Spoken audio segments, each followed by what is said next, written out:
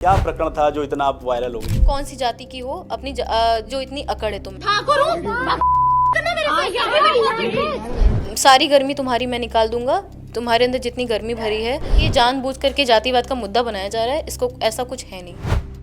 HDFC bank की एक महिला कर्मचारी जिनकी एक लाइन ने उनको पूरे भारत में वायरल कर दिया है, मेरे साथ मौजूद हैं आस्था भदौरिया जी। उनसे बात करेंगे। पहले तो सबसे पहले ये जानना चाहेंगे कि क्या प्रकरण था जो इतना आप वायरल हो गई? नमस्कार, जय श्री राम। तो ये मामला हमारे बैंक का है और मैं पहले क्लियर कर दूं कि जिस हिसाब से इसको पोर्ट्रे किया गया है कि मैंने किसी कस्टमर के साथ बदतमीजी की है, मैंने किसी कस्टमर के साथ बदतमीजी नहीं की है। ये मेरे लिए पहली ऑर्गेनाइजेशन नहीं है जहां मैं काम कर रही हूं। ये मामला हमारे ही बैंक स्टाफ के हस्बैंड का है। उनके साथ मेरा विवाद हुआ है, जिसकी वीडियो की क्लिप ये 43 सेकंड की वायरल की गई। पहली चीज़। दूसरी चीज़, आप जब इस वीडियो को देखेंगे तो उसमें उस 43 सेकंड की वीडियो में स्टार्टिंग में किसी व्यक्ति की आवाज़ हो रही है जो कि कुछ कहते कहते चुप हो गया। उसके बाद की एडिटेड वीडियो पोस्ट की गई। ये मामला हुआ था 6 जनवरी का सर। ये अभी फ़िलहाल का मामला नहीं है और इसको इरादतन पोस्ट किया गया है। और उस दिन मैं जो मेरे महिला साथ में हमारे काम करती थी, वो उस दिन रेजिग्नेशन देने के लिए आई थी।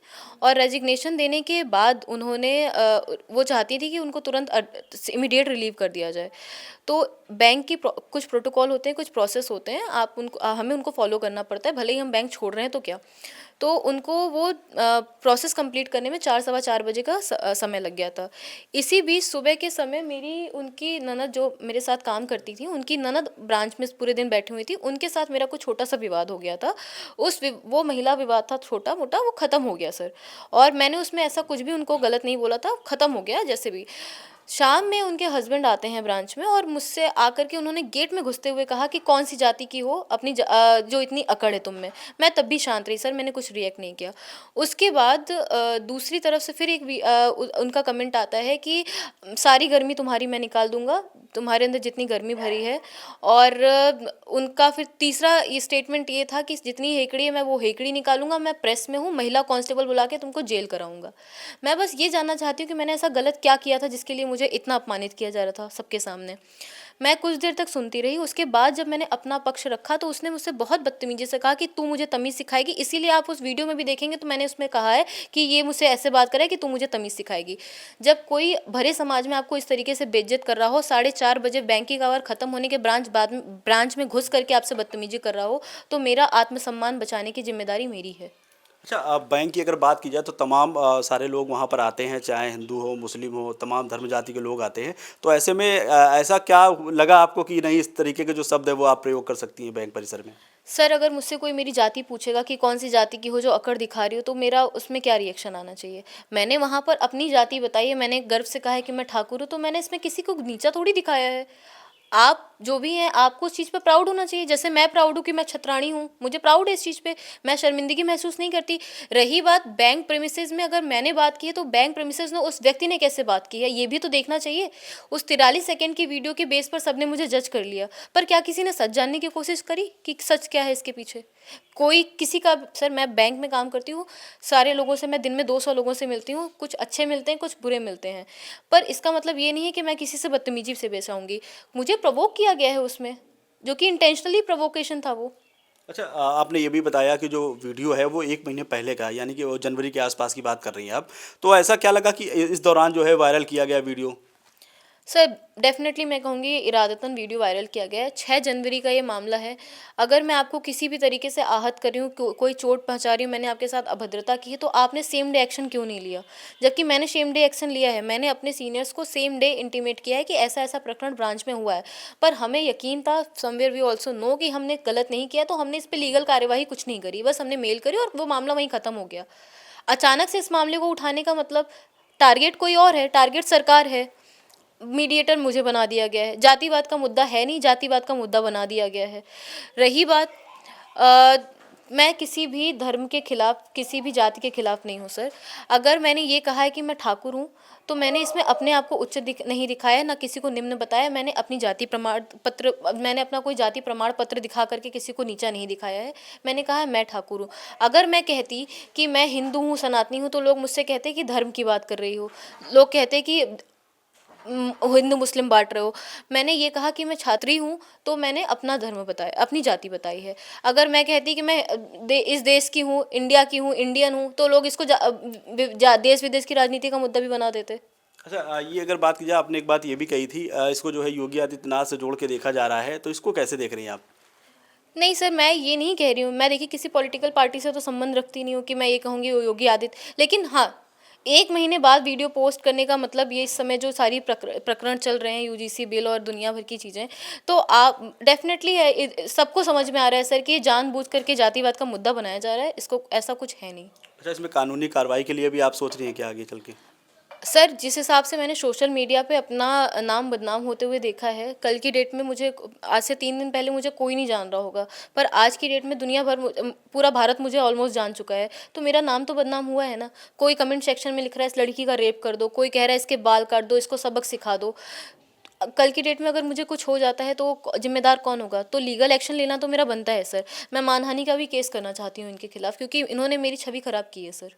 अच्छा, बैंक जो आपके उच्च अधिकारी हैं उनकी तरफ से क्या कहा गया? क्योंकि आज जो है बैंकिंग का डे भी है, आज आप घर पे मौजूद हैं, तो उनकी तरफ से क्या कहा गया कि किस सर तरीके से आप देखिए, लोग?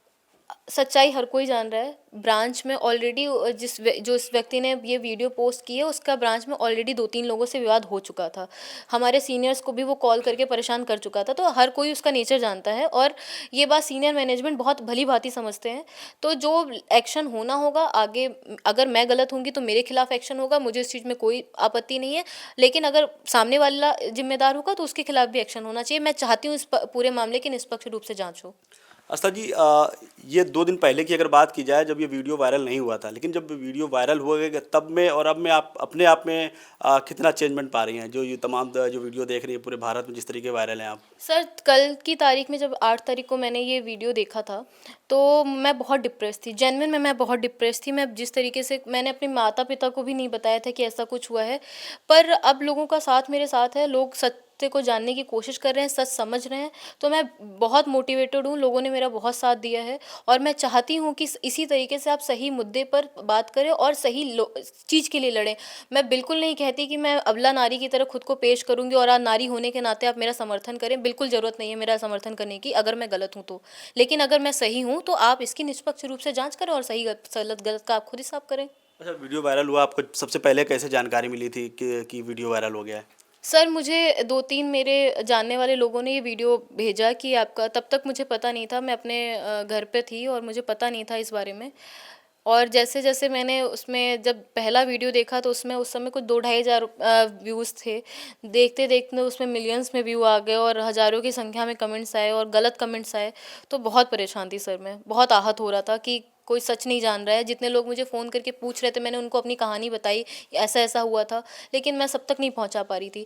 इसीलिए मैंने अपना वीडियो बना कर के डाला कि एटलीस्ट लोगों को सच जानने की ज़रूरत है।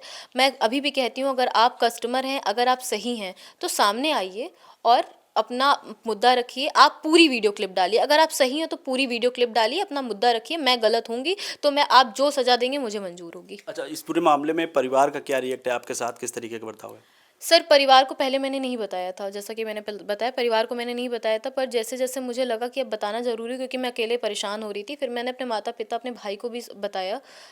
सबको पता है सर, सही-गलत, सब मेरे साथ हैं, सब सपोर्ट में हैं और मैं फिर से आपके चैनल के माध्यम से ये कहूँगी, मैं छतरानी हूँ, मुझे अपने छतरानी होने पर गर्व है, मैं हिंदू हूँ, मैं क्षत्रिय हूँ, मुझे गर्व है।